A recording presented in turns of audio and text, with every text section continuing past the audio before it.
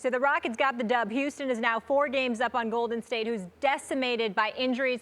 They're 23-1 in their last 24 games. Stephen A. Smith, are the Rockets the favorite in the West?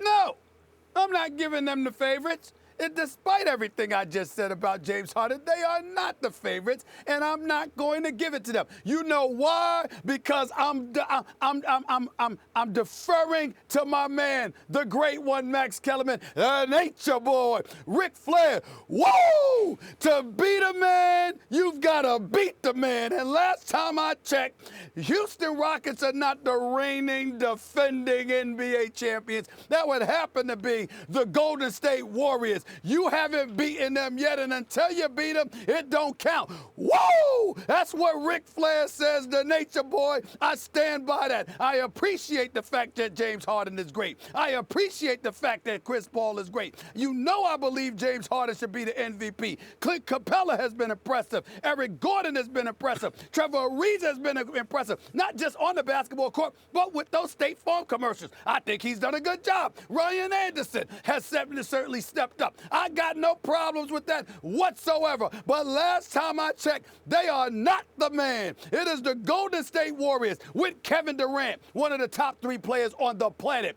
with Steph Curry, the greatest shooter we have ever seen, with Klay Thompson, one of the top 5 shooters in NBA history as far as I'm concerned. And I didn't even bring up Draymond and David West and Sean Livingston and Iguodala and even Swaggy P himself.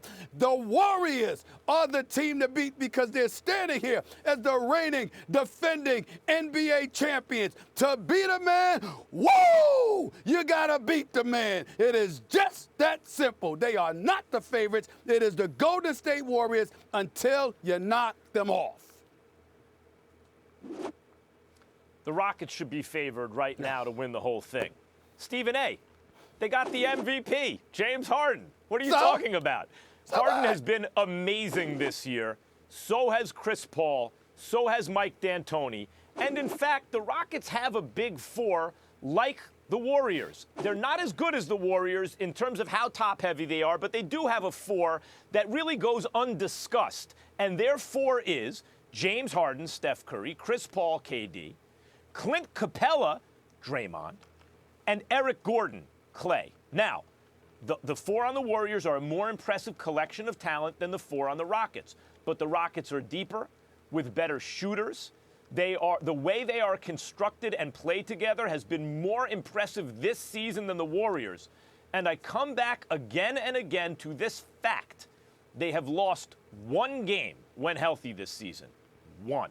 Think about that for a second.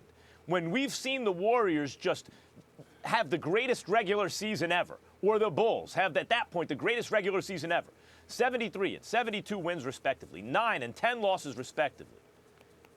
That was like incredible, right? Fully loaded, this Rockets team has lost 1 game this year. Think about it. And the 1 was by a single possession to that Pelican squad we just discussed with AD and Boogie, because Boogie got hurt in the last 10 seconds of that game. By a single basket on the road is your only loss of the entire season. They don't lose. Now, you're asking the Warriors to beat that team that has basically not lost all year when healthy. 4 out of 7 games. They've lost 1 out of, 35, 36? Now you want them to lose 4 out of 7? It's simply less likely to happen than it is likely to happen. And when you're laying odds, that's really what you're asking. They are better than 50-50 against any team in the league, and that includes the Warriors, Stephen A., based on this regular season so far.